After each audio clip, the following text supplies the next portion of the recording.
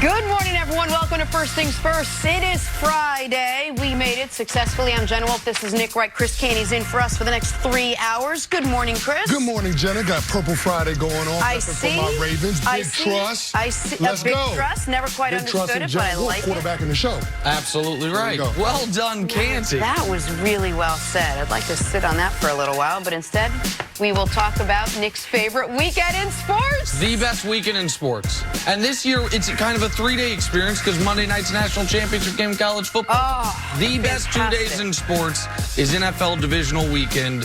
Your 8 best teams-ish in football playing. Cannot wait. It genuinely makes me happy to see It's that the happen. best weekend in sports. I like it. All right, divisional round matchups to preview and predict, and we are going to start things off in Green Bay this morning. Here we go. Russell Wilson and the Seahawks taking on Aaron Rodgers and the Green Bay Packers Sunday night on Fox. Russ led his team to a league-best 7-1 record on the road.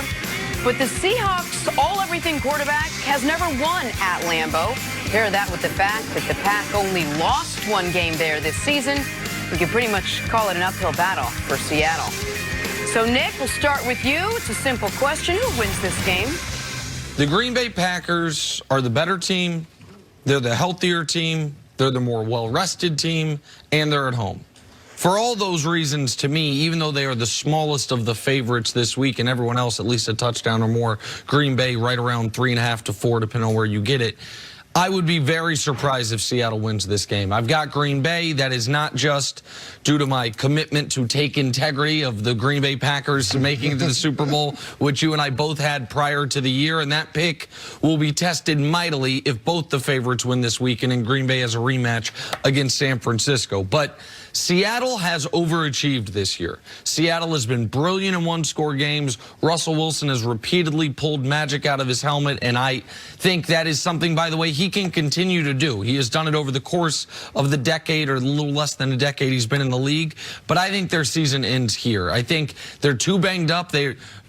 Dwayne Brown and George Fant didn't practice yesterday. Neither did Mike Iupati. So you have 3 offensive linemen who were not able to practice on a Thursday, getting ready for a Sunday game. Now they're fortunate they're not playing a Saturday game, or else it'd be even more dire straits for them in that regard. Green Bay also has been doing just enough throughout this season to win football games. They haven't been overly impressive. We haven't seen a vintage Aaron Rodgers game in a few months. I wonder if we see it this weekend against the Seahawks defense that in every metric other than turnovers forced is a bottom 10 defense in the league. And if one thing Green Bay does really well, Aaron Rodgers in particular, is they do not turn the ball over. So, Canty, for all those reasons, I like the Packers this weekend. I think it'll be a good game. I think it'll potentially be a high-scoring game because I don't know about the defenses of either of these two teams, but I like the Packers to win this football game. Yeah, I like the Packers, too. I mean, when you look at the Seahawks and Russell Wilson in particular, Lambeau Field has been a house of horrors for him. Yep. He's 0-3.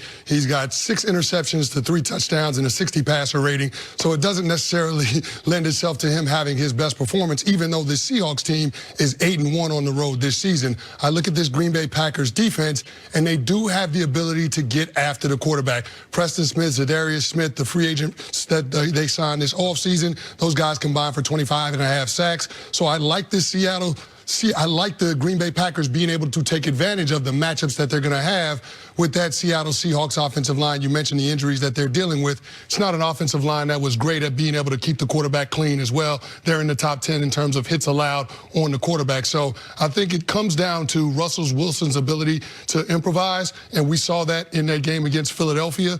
If he can extend the plays and he can do enough to allow those receivers time to uncover downfield, I think that's where Seattle actually has a chance. But I'm with Nick on this one. I think that Seattle has been on borrowed time. If you look at their point differential throughout the season, it's one of the smallest for a team that made the playoffs this year. And so it just feels like it's inevitable that they're going to get knocked out. That point differential number is historically slim for a team to win 11 games. So by the end of the year, their point differential was in single digits. They had the point differential of a 7 or 8 win team.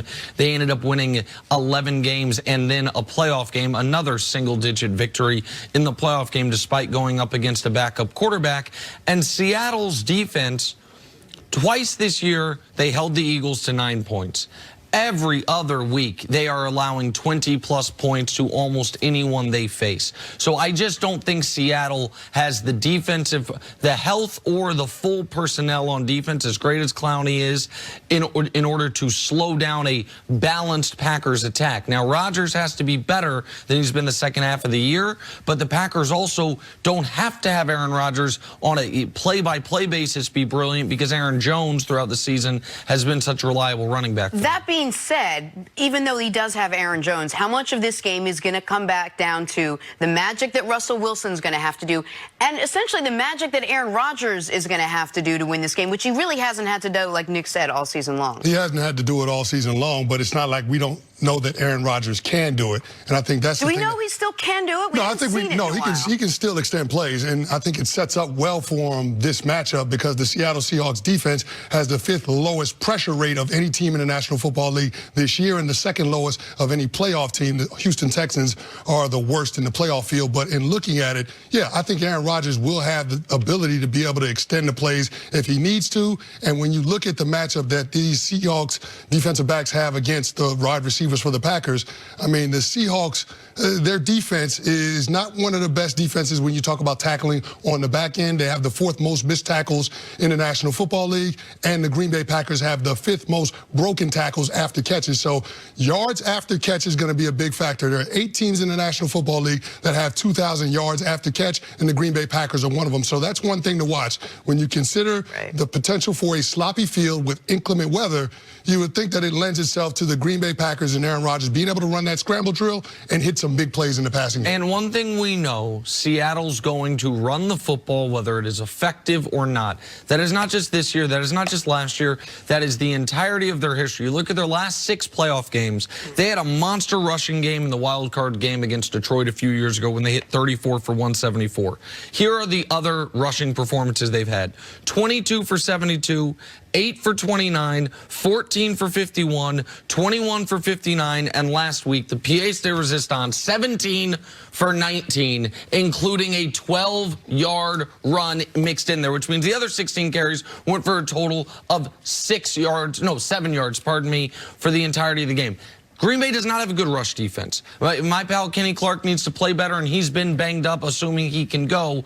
Seattle's going to run the football. I think Green Bay will welcome them running the football. Yep. Even though Detroit ran all over them the last time we saw Green Bay play before the bye, I think they will say the more often you take the ball out of Russell Wilson's hands, the happier we are. The more often you say, we're not going to try to get a first down on 1st or 2nd down, we're happy with a 3rd and 5 and see what happens, I think Green Bay will take it, and I think that will help Green Bay in order to stay in control of this football game. And that run game for Seattle probably is safer if there is inclement weather that they are calling for, I'm sure, right, this weekend. All right, for Aaron Rodgers' first postseason performance in 3 years. So much more to come on this game, but on the other side.